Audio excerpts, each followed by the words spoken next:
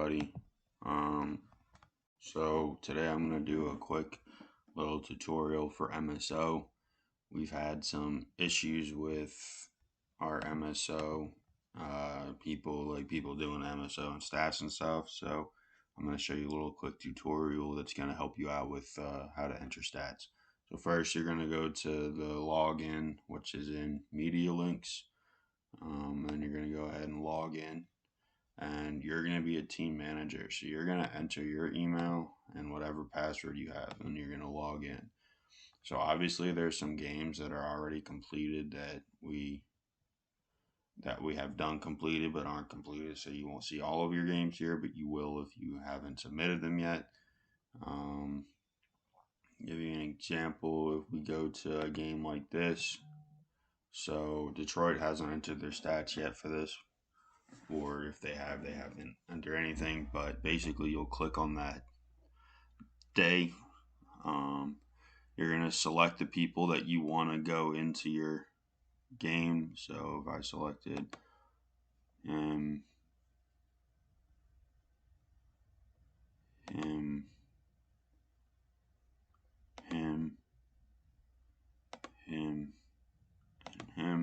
inserted player, it would then be there. And then if I went ahead and selected him, inserted goalie, it would insert my goalie. Now, under statistics, you would be entering all of these certain stats in here. So you've already entered these based on the screenshots, and I'll put some screenshot examples at the end of this video. And then your TOAs, your time on attack, and your shots are going to get calculated by your shot stats in here. Your goal totals get calculated here, and it will be referred to by how many people have scored. And if this is inconsistent with this, then our stats team will have to take a look at it.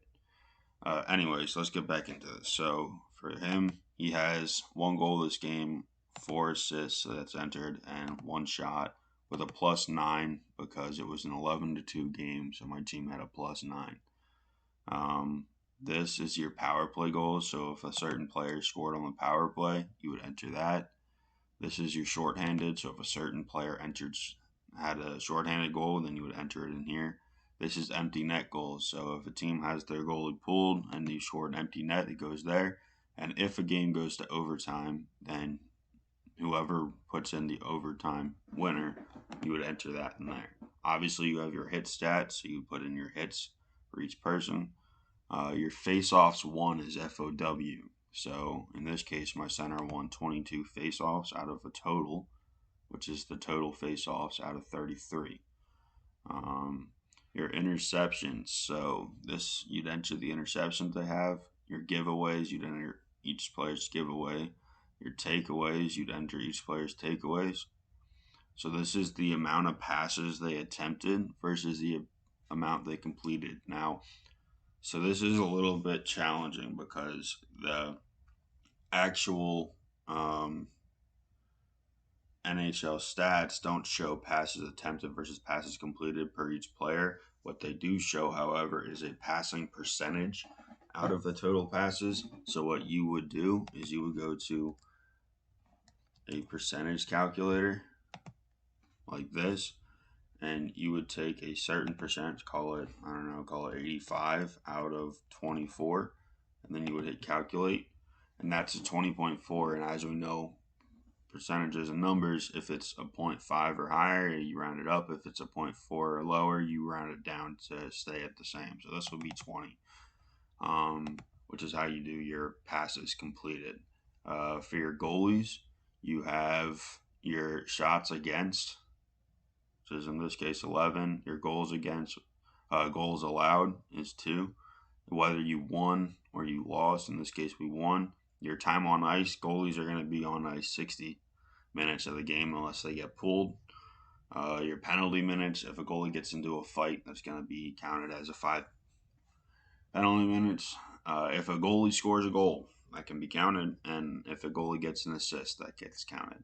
And then after all this is done, You can go to validation, but none of this is going to be added up until the other team does their stats. So at the end of that, you're going to go up top to this top blue button says save and go back to schedule, and you're going to save it. That's how that's done.